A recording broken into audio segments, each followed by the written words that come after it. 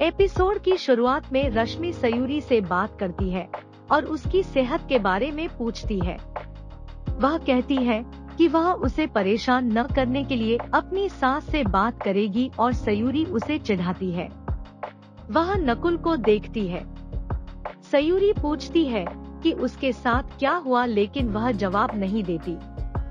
Saroj kitchen को बर्बाद करती रहती है। सयूरी चौंक कर वहाँ आती है और सरोज को बुलाती है। सरोज नेम बोर्ड को देखती है और गुस्से से फर्श पर फेंक देती है। वह रसोई छोड़ देती है। सयूरी सब कुछ वापस रखने की कोशिश करती है और नेम बोर्ड को इमोशन होकर देखती है। उसे गले लगाकर रोती है। रश्मि ने वीडियो कॉल के जरिए यह सब देखा और इंद्राणी को इसकी जानकारी दी।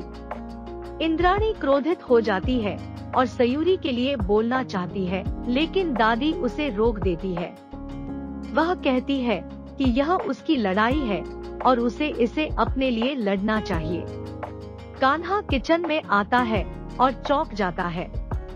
वह सयूरी से पूछता है कि यह सब किसने किया, लेकिन सयूरी कहती है कि किसने नहीं। वह पूछता है कि क्या उसकी माँ ने यह सब किया और अपनी माँ के बर्तन को देखता है। वह गुस्से में बर्तन लेकर निकल जाता है और सयूरी उसे रोकने के लिए उसके पीछे दौड़ती है, लेकिन वह नहीं सुनता। कान्हा सयूरी के पास जाता है और अपना बर्तन फेंक देता है और बिना कुछ कहे चला जाता है। सरोज ने अंजलि को फोन किया और पूछा कि क्या उसे फाइल मिली है। सरोज का कहना है कि वह अपने बेटे से भी बात नहीं कर सकती थी, क्योंकि वह दिन रात अपनी पत्नी की देखभाल में लगा रहता है। वह पूछती है कि क्या उसने उसके साथ बात की थी, लेकिन वह कहती है कि नहीं। सरोज पूछती है कि क्या उसकी पत्नी ने उसे भी उससे मिलने से रोका है, लेकिन अंजलि कहती है कि नहीं। सरोज जली हुई रोटी को देखकर मुस्कुराती है और कहती है कि उसने सही बनाया है। नकुल सरोज के पैर पकड़ता है और उसे रोकने के लिए कहता है कि वह क्या कर रही है। वह कहता है कि घर की खुशियां बर्बाद हो जाती है, लेकिन कम से कम उसे शांति बनाए रखने के लिए कहें। उसके पिता सरोज को ताना मारते हैं।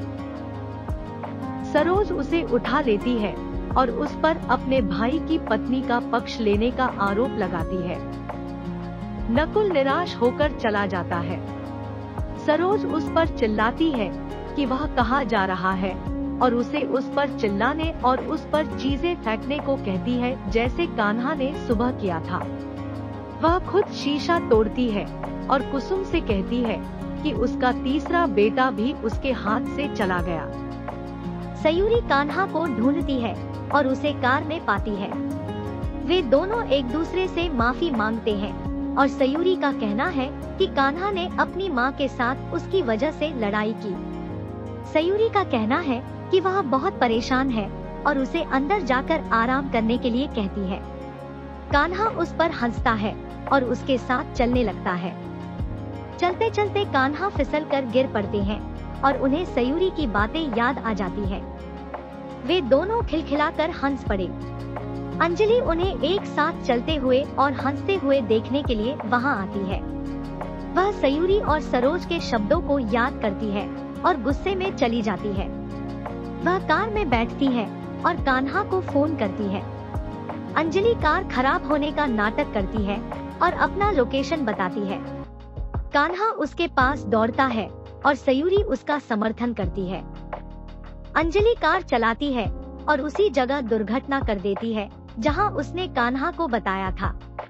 वह अपने मोबाइल में गेम खेलते हुए कान्हा का इंतजार करती है, जबकि कान्हा वहां दौड़ता है। सयूरी को उम्मीद है कि अंजलि सुरक्षित है, लेकिन अंजलि संगीत सुन रही है। अंजलि जो गाने सुन रही है उसे बंद कर देती है और दौड़ती है और कान्हा को गले लगाती है।